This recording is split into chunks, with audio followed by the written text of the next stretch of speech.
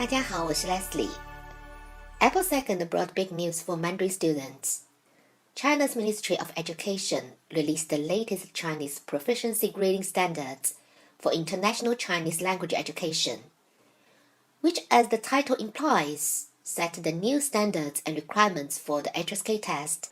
The new HSK test will be implemented from July 1st this year, with all tests after that date following these new standards. The full official document is in my hand now, all 256 pages of it. Don't worry. 90% of the content explains what grammar, Chinese characters, and vocabulary will be tested in each level of the new HSK exams. Of course, what students are really eager to know are the differences between the new and the current HSK tests. Did HSK get easier or harder? Are there new forms of assessment added? I will explain everything you need to know in this video. Media reports about the new standards have tended to show this picture. In the document, this table is called quantitative criteria, listing the amount of pronunciation, characters, vocabulary, and grammar points that each level tests. There are two numbers before and after the slash in the table. The preceding number represents the number of increments at this band, and the following number represents the total accumulated by this band. The advanced level shows only the total number of the three bands it contains. However, just from looking at these numbers, it is not clear for students how the new HSK test content has changed. Actually, after this table, there are detailed explanations of each band in terms of listening, speaking, reading, and writing requirements. In my eyes, this part is much more informative than the quantitative criteria table. My colleagues and I have studied all of the instructions completely. After careful study, we can report that the new HSK assessment objectives and methods have changed a lot. As such, we must help students get ready as soon as possible. So, I decided to make this video and share the key changes with you. If you are already planning to take HSK exam, then I'm sure this video will be very helpful. We can summarize all our research results in a table. We can see the new standard focuses on 4 elements, these being levels and bands, language knowledge, communication skills, and practical communication topics. Starting from July 1st this year, all HSK tests will include each of these 4 aspects. Let me start with the first element, levels and bands. The current HSK only has 6 levels, but the new HSK is divided into 3 levels, each with 3 bands.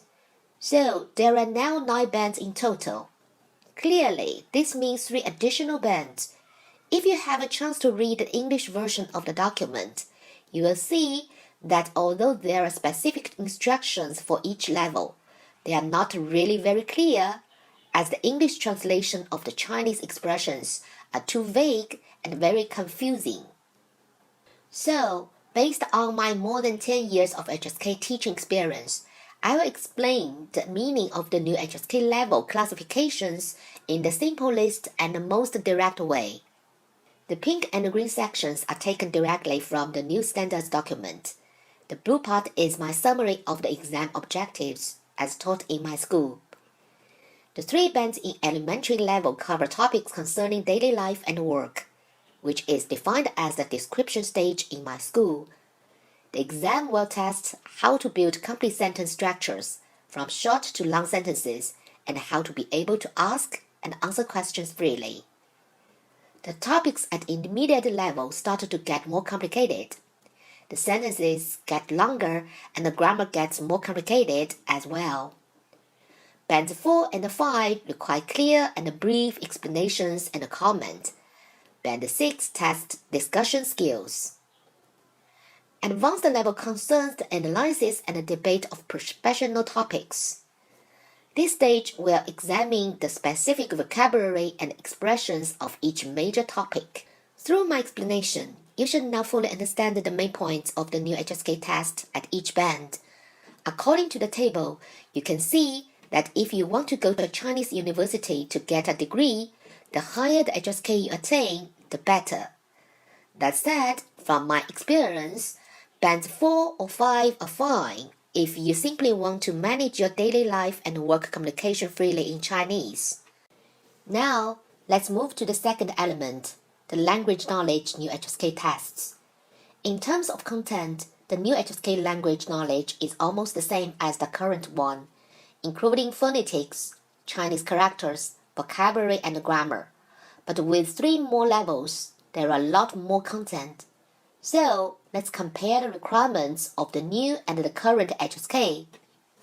The table clearly shows that in the new HSK, the scope of the test has increased in the areas of Chinese characters and vocabulary. And particularly for levels 1 and 2, you can see the tests have become more demanding. The addition of more Chinese characters directly affects reading and writing. The vocabulary increase will affect the listening, reading, and writing. In addition, the current HSK levels 1 and 2 both have Chinese characters and pinyin. However, the new HSK may not have pinyin.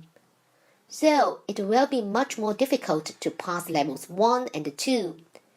I say may not because the Department of Education has yet to release a sample exam paper. So, it is not yet clear whether level 1 or 2 will retain pinyin.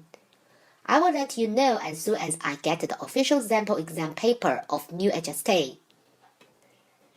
This is the third element, communication skills. This part tests the ability to actually communicate in Chinese, covering different situational topics. This is the part that has changed the most. The new HSK adds a translation test. This test has never been used before.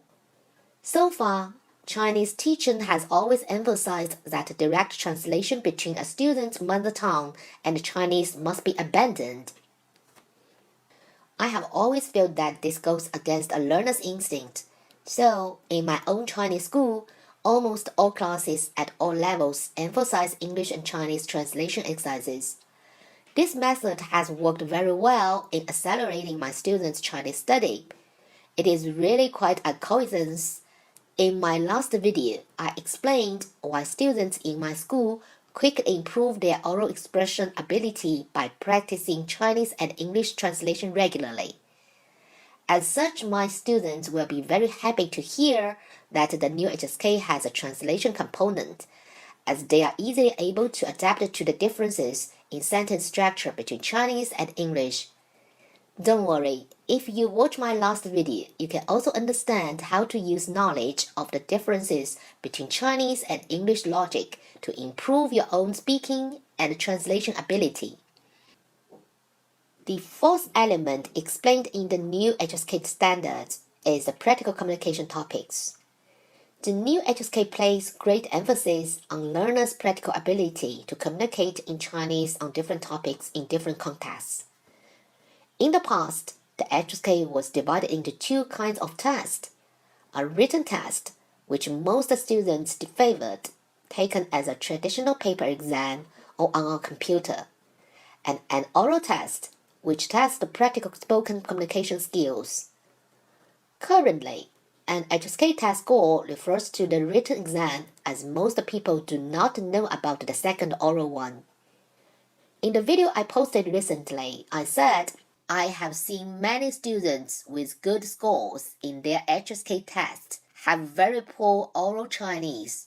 This demonstrates that the current HSK test really doesn't fully reflect the students' actual communication ability, despite the fact that this is actually the most important thing for students. Although the Ministry of Education has not announced the format of the new HSK oral test, according to the description in this official document, I feel that the 2 tests may be merged just like the IELTS test. The final score must then include both written and spoken aspects. This change will greatly affect the way people study Mandarin. Students will have to practice speaking directly from the beginning rather than writing Chinese first and then reading it.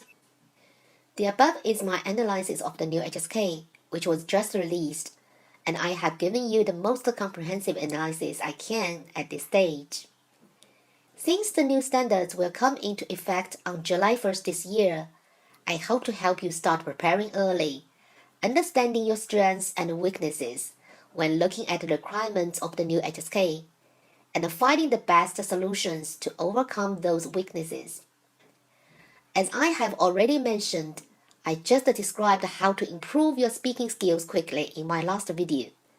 The new HSK will make this skill much more important. So, I really recommend you to watch that video. Of course, I also have other unique ways to improve your listening, reading, and writing skills. My goal has always been to help students comprehensively improve their practical communication skills in Chinese. This idea coincides with the new HSK, and I'm really glad. I will continue to study the new Chinese characters and vocabulary added to the new HSK, and I will share them with you in future videos. If you continue to follow our channel, you will see my videos covering these specific topics soon.